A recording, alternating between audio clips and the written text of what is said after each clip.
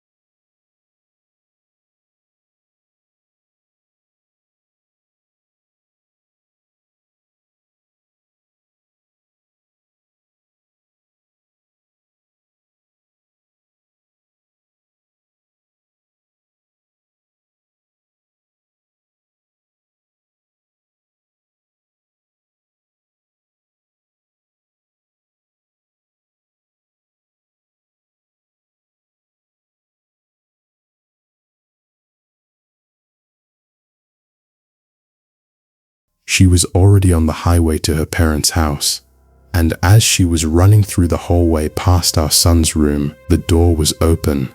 The camera gives off this tiny little indicator light, just enough to see shapes in the dark. She said, out of the corner of her eye, she thought she saw the outline of someone sitting on her son's bed, just sitting, waiting.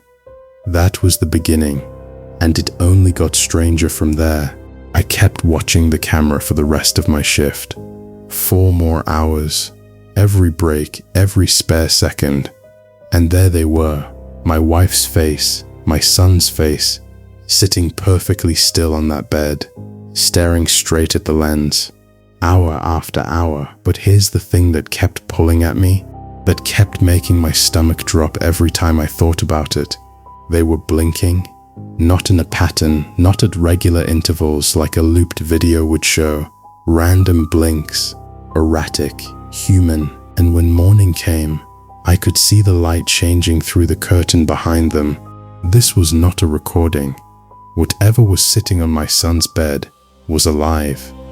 6 days later, we finally called the police. I know, 6 days sounds crazy, but what was I supposed to say? Officer, there's something in my house that looks exactly like my family, but it's not them? I could barely say it out loud to myself without feeling insane. When the officers arrived, I walked them through the whole thing. They looked at each other the way people look at you when they've already decided you're losing it. but something made one of them lean in. My friend tossed a pebble at the window. The thing on the camera turned its head toward the sound, just slightly, then turned back to stare at the lens.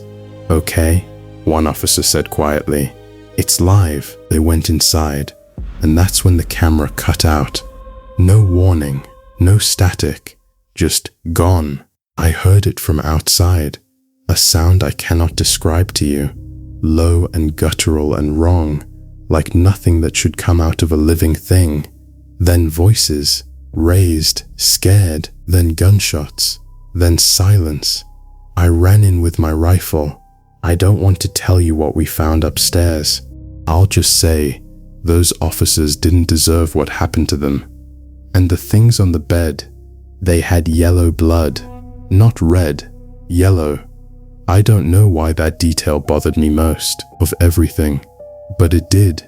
Here's where it ends. And I'm sorry, because I know you want a clean answer. I wanted one too. Government men came to see me in the hospital. Suits, badges, careful words. They took the bodies. They cleaned the house. They made it very clear that none of this was going to make any kind of official report. A few days later, I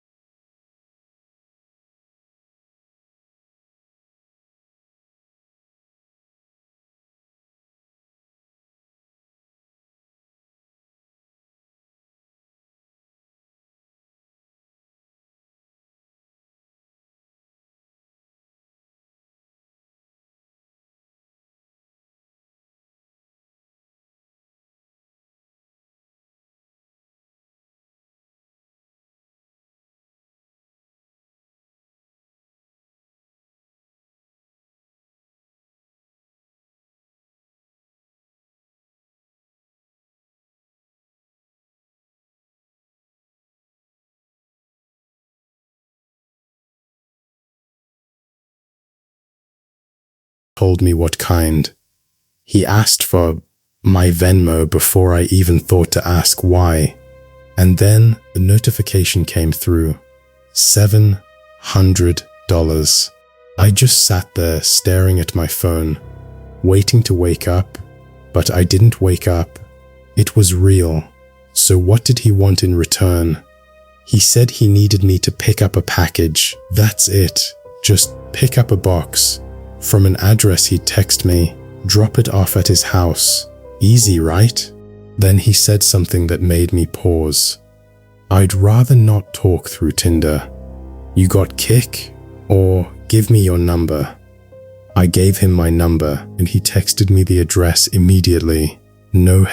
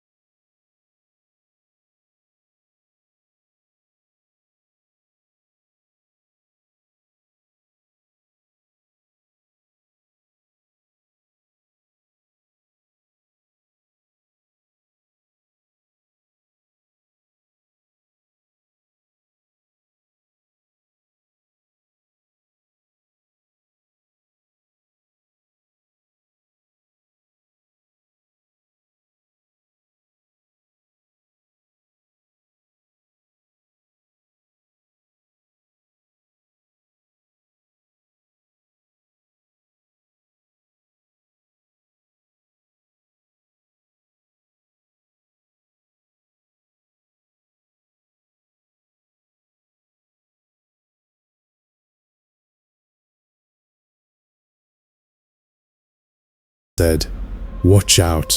Just that. Watch out. I turned the music all the way up on the drive to Jack's house. It didn't help. Jack's house was a completely different world. Stone pillars, greenest lawn I had ever seen. Looked like something out of a magazine. I used the key from under the blue flower pot, just like he said. And before I even thought about it, I locked the door behind me. He had told me to. Both times. Coming in and going out. I thought it was excessive, but something in me just did it anyway.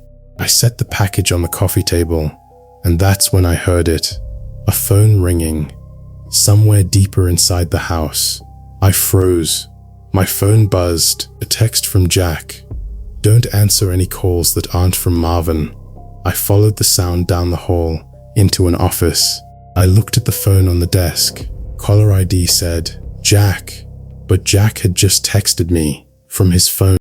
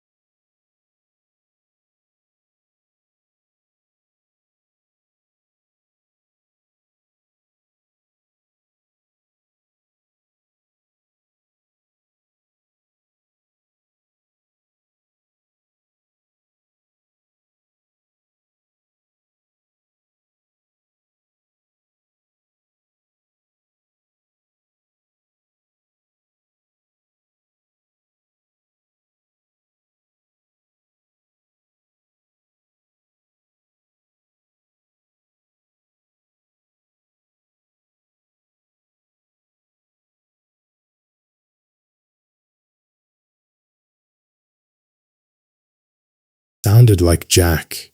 But Jack would have a key, wouldn't he? This went on for almost an hour. Different voices, different names. None of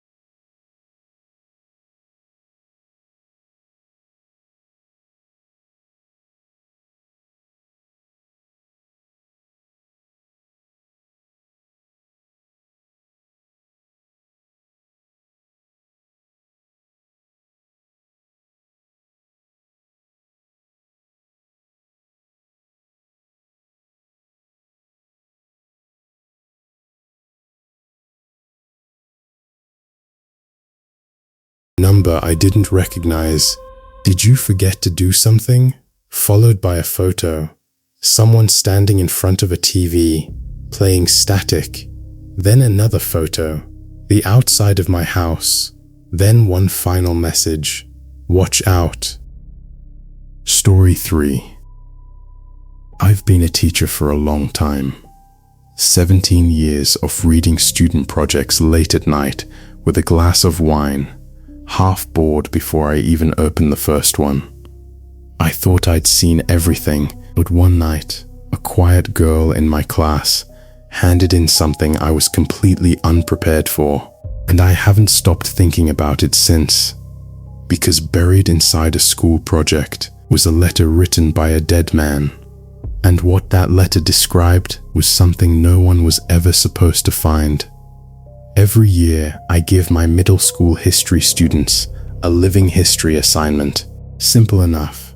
Sit down with your oldest living relative, record their memories,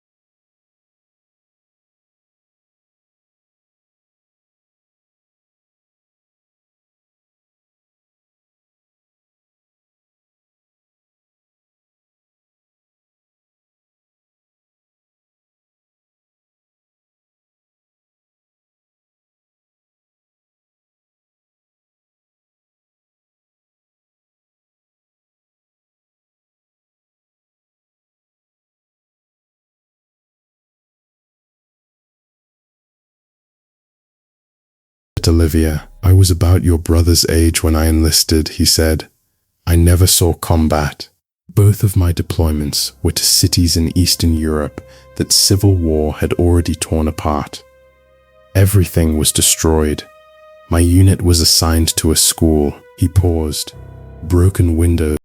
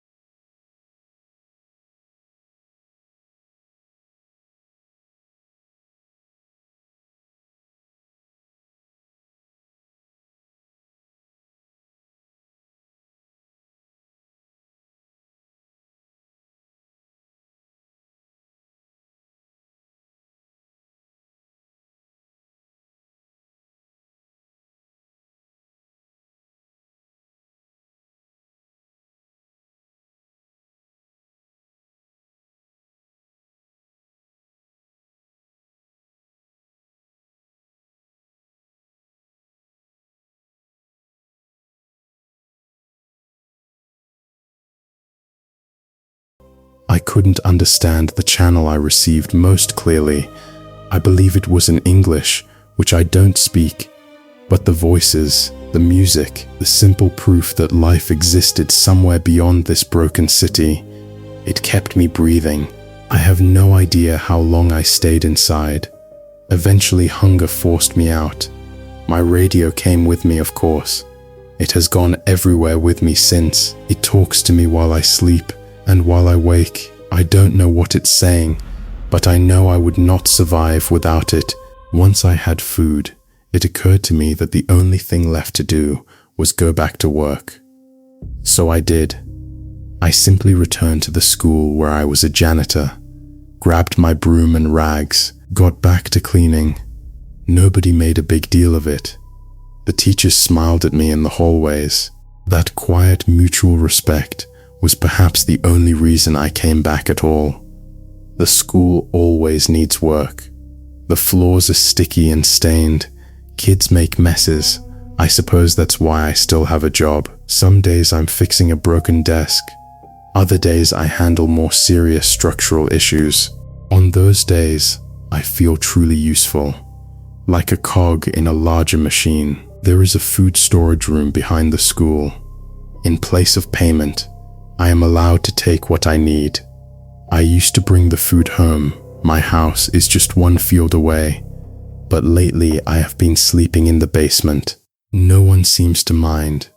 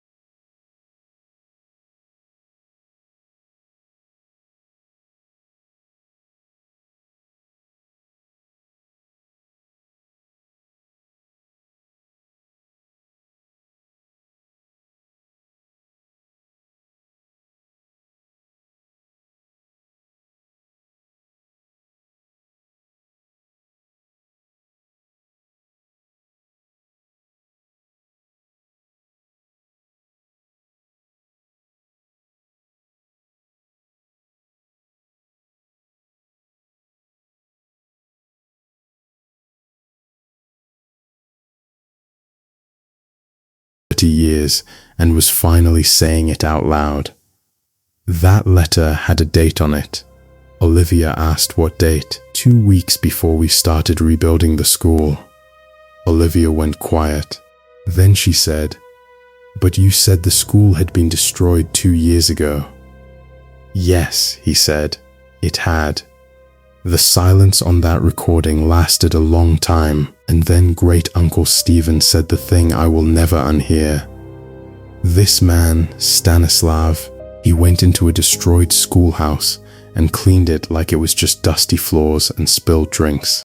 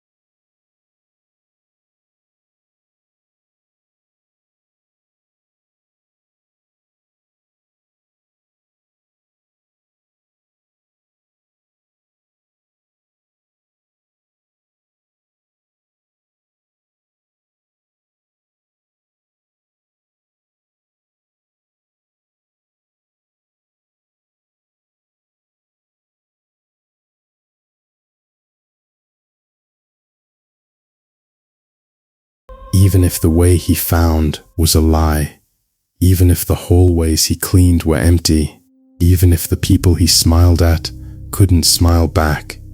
He felt useful. He felt like he belonged somewhere. He had his radio, and when the radio went quiet, so did he. I don't know what happened to Great Uncle Stephen after that night. I don't know if Olivia ever really slept soundly again. I know I gave her full marks. I know I cried grading it, which had never happened before, and I know that somewhere in the rubble of a destroyed school, a radio played through the static for years, talking to someone who couldn't understand the words, but who needed to hear the sound, just to know the world was still out there. That detail is the one I keep coming back to. The radio was still on. After everything, still on. Story 4. Something about that day still doesn't sit right with me. It started pretty normal, just a quiet afternoon at home. I was in the kitchen making coffee when my son Ethan came running in through the back door, breathing hard like he'd been sprinting. "Dad, I think I saw something." I didn't think much of it at first. Kids say stuff like that all the time, right? What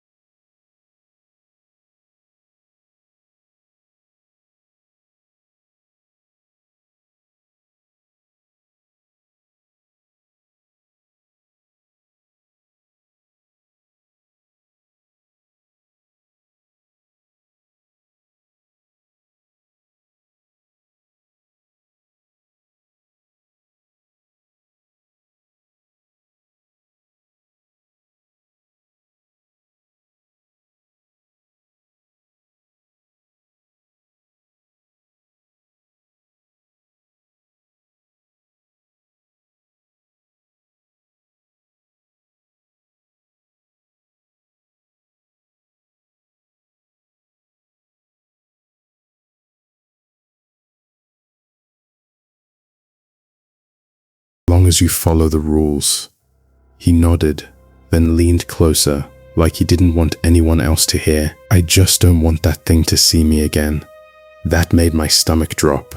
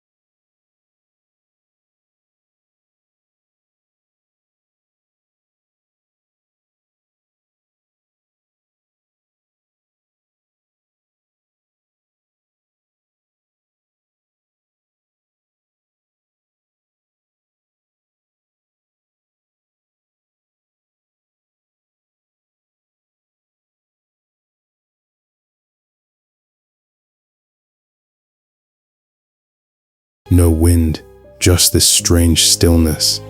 Ethan pointed. There, I saw the basement window, small, dirty, dark inside. I stepped closer. Slowly, I told myself I was being ridiculous. It's just a kid's imagination, right? I crouched down, wiped part of the glass, and looked inside. At first, nothing, just darkness. Then, something moved. I froze, barely breathing. A shape shifted in the corner, and then slowly, it came closer. And I swear, I saw a face, small, pale, pressed right against the glass. Its eyes were open, way too wide. Its mouth, I backed away so fast I almost fell. "Dad?" Ethan said behind me. "We're leaving," I said.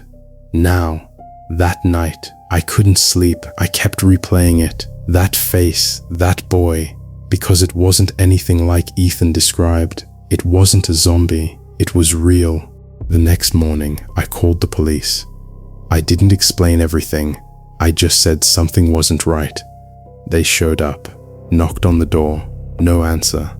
They went inside, and a few minutes later, one of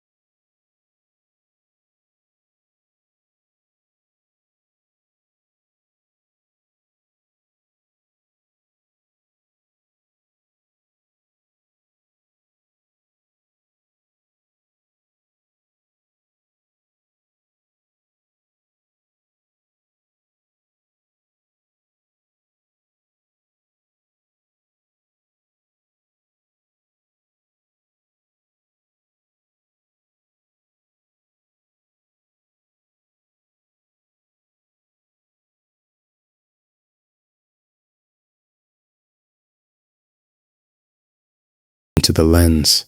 So when he knocked on my door one afternoon and said he was heading out of town for a few weeks and asked if I'd mind grabbing his mail while he was gone, I said yes before he even finished the sentence. Honestly, it felt like a vacation. For the first few days, everything was fine. Bills, junk mail, what looked like a birthday card from his aunt or something. Nothing weird. Then, one evening, I pulled into my driveway and noticed a large cardboard box sitting on the porch of Marcus. Big red letters stamped on the side. Return to sender. I figured I'd bring it inside for him. Keep it safe until he got back. That was my first mistake. The thing was heavy. I mean genuinely embarrassingly heavy. Like I'm not a small guy and I had real trouble getting it off the ground. I managed to haul it across the street, but dragging it upstairs and through my front door? No chance.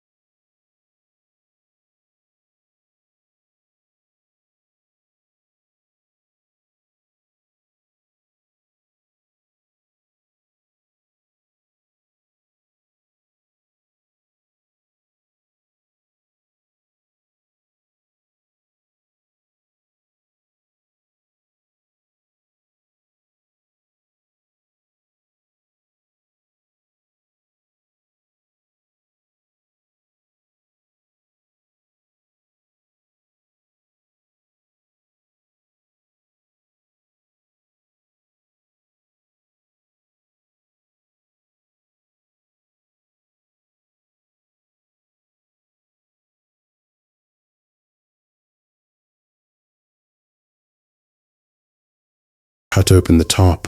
I don't know how to describe what came out of that box when I opened it. The smell alone was like every bad thing you've ever smelled, combined, amplified, turned all the way up. I stumbled backwards, had to run outside just to breathe. I stood in my driveway for a long time before I went back in, and when I did, I looked inside. It wasn't meat. I mean, it was, in a way, but not the kind I'd been telling myself it was. It was Marcus, not his real name, not who I expected to find, not something I'll ever be able to unsee. My neighbor, dead, curled in that box like he'd been there for days. I called 911, and yeah, they looked at me real hard at first. The guy with a dead body in his garage. I get it, but they cleared me fast enough because of something the investigators found still gripped in Marcus's hand. A camera, a little.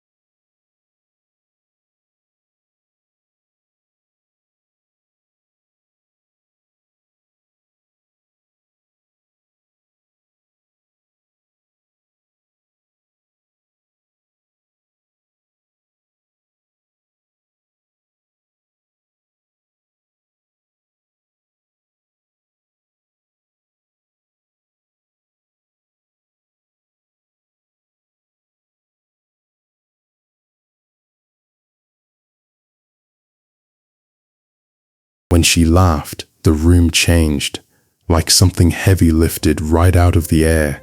Didn't matter where you were or what was going wrong or how scared you felt. She'd laugh, and for just a second, everything was okay.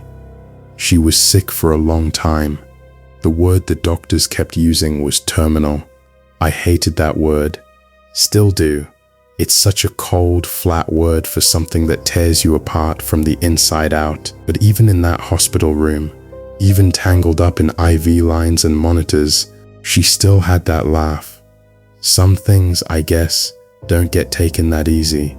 The day the doctor pulled me into the hallway, I already knew what he was going to say. I could smell birthday cake from somewhere down the hall. Someone was celebrating, and right next to it, that sharp ammonia smell hospitals never quite shake.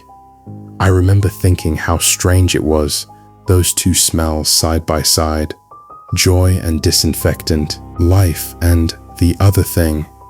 He told me the cancer had spread, that they'd run out of options, that it was time to think about making her comfortable. I nodded. I said thank you. I kept it together just long enough to get back to her room and watch her sleep. And then I made a decision. Medicine had given up on my mother, so I went looking for something older. My grandmother was not a normal woman.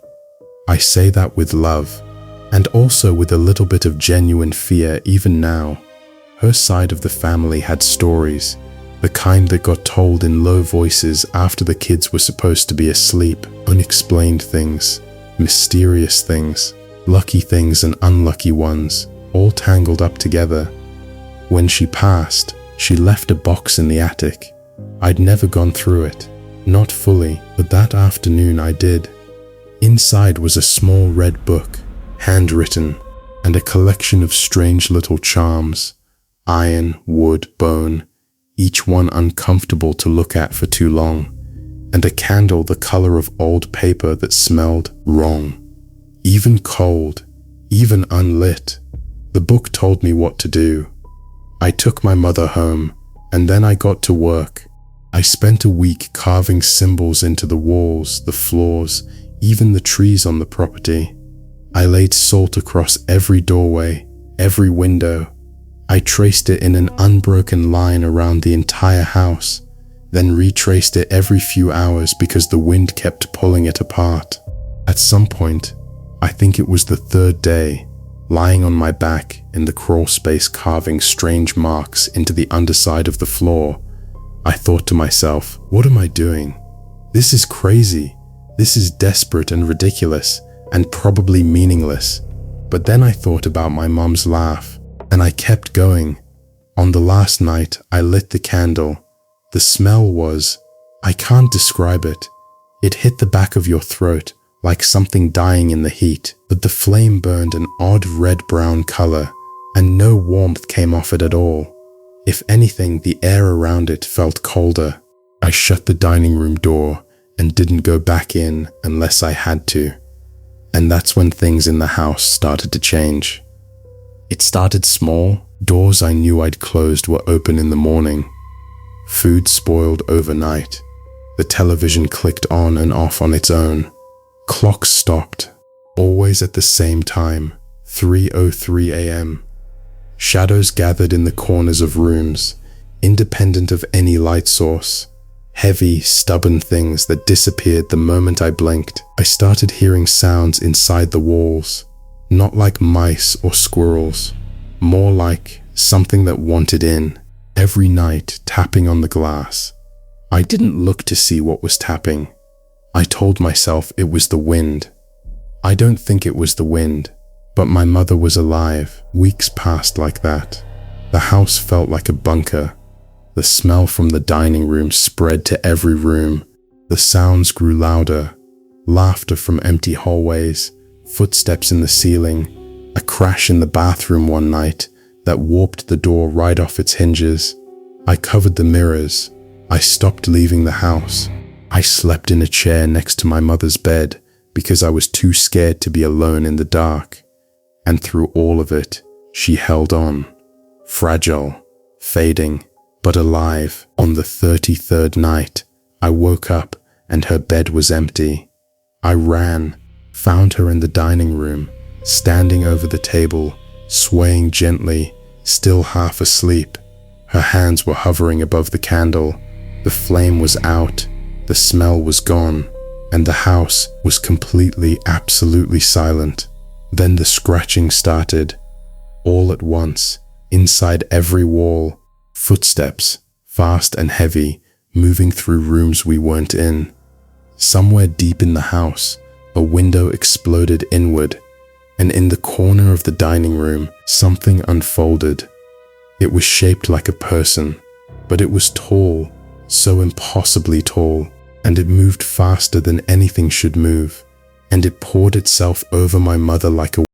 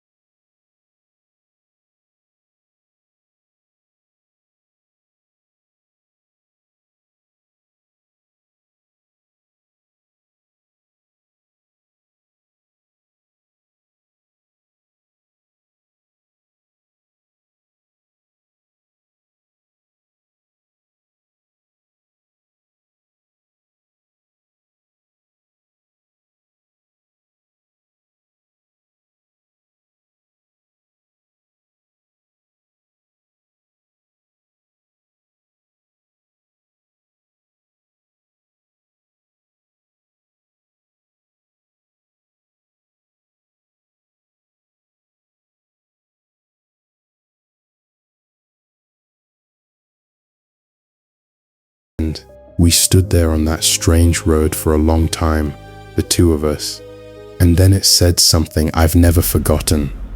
It said, "Did you ever stop to think that maybe death isn't your enemy?" It said, "You kept her alive, but you stretched her thin, prolonged the pain, drew the attention of old, hungry things that wanted to swallow her completely. Did you do that for her or for you?" I couldn't answer that. I still can't really. I asked if I could say goodbye. It was quiet for a long moment.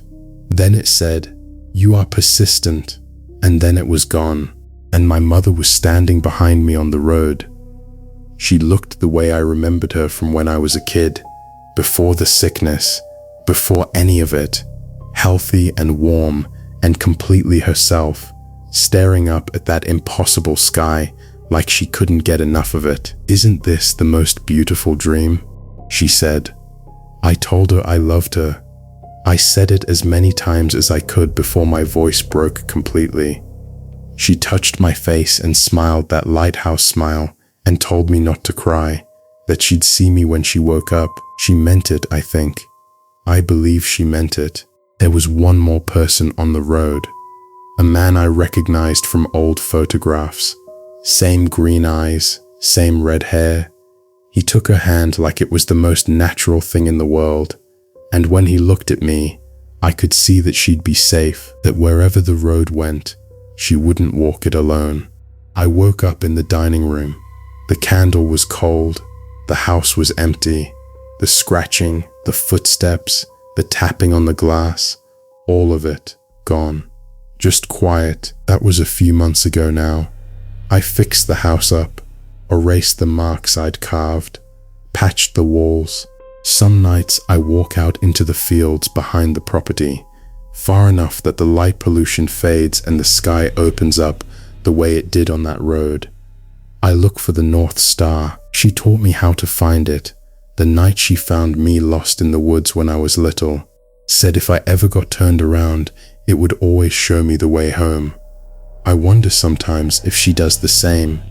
I wonder where the road took her, if she's still traveling, or if she made it somewhere beautiful. I like to think she did. I like to think she found what she was looking for. And when the moon is full, I look up and I think about the Maria, the old word for the dark plains astronomers once mistook for oceans. They didn't find any water, but maybe they just didn't look hard enough. Story 7. I've never been religious. If you asked me whether I believed in something greater than all of this, I'd probably just shrug, mumble something vague and walk away. That was before last Saturday night. Because last Saturday night, a girl sat down next to me at a bar and told me she was the devil. And here's the thing that's been eating me alive ever since. I think I believed her. I wasn't even supposed to be out that night. My friends are the kind of people who turn a Tuesday into a catastrophe. Clubs, loud, music, way too many bad decisions before midnight. I love them, but that's not me. I'm more of a dive bar guy. Cheap drinks, football reruns on a fuzzy TV, nobody talking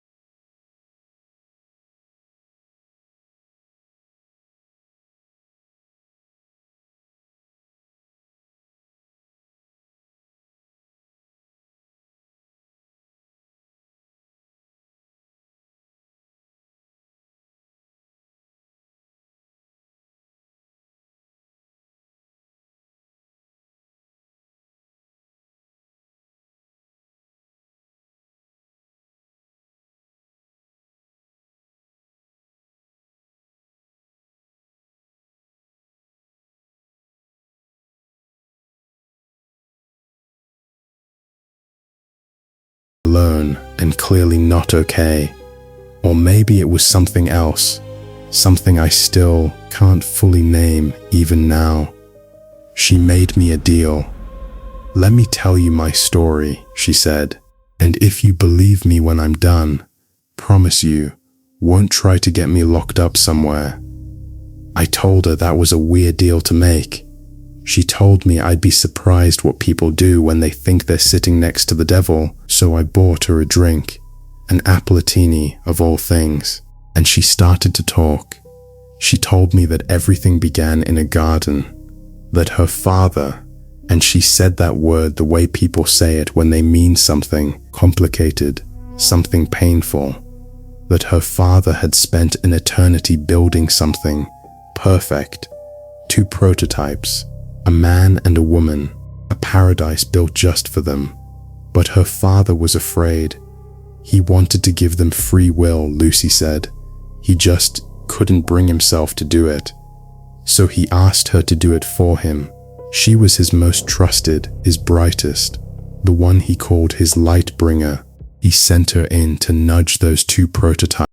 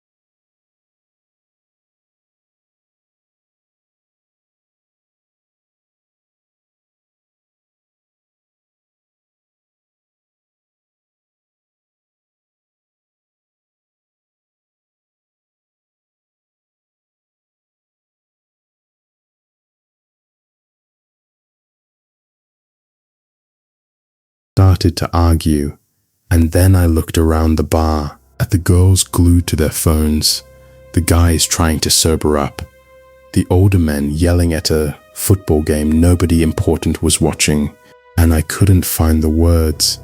Then she said the thing that really got me, the thing I haven't been able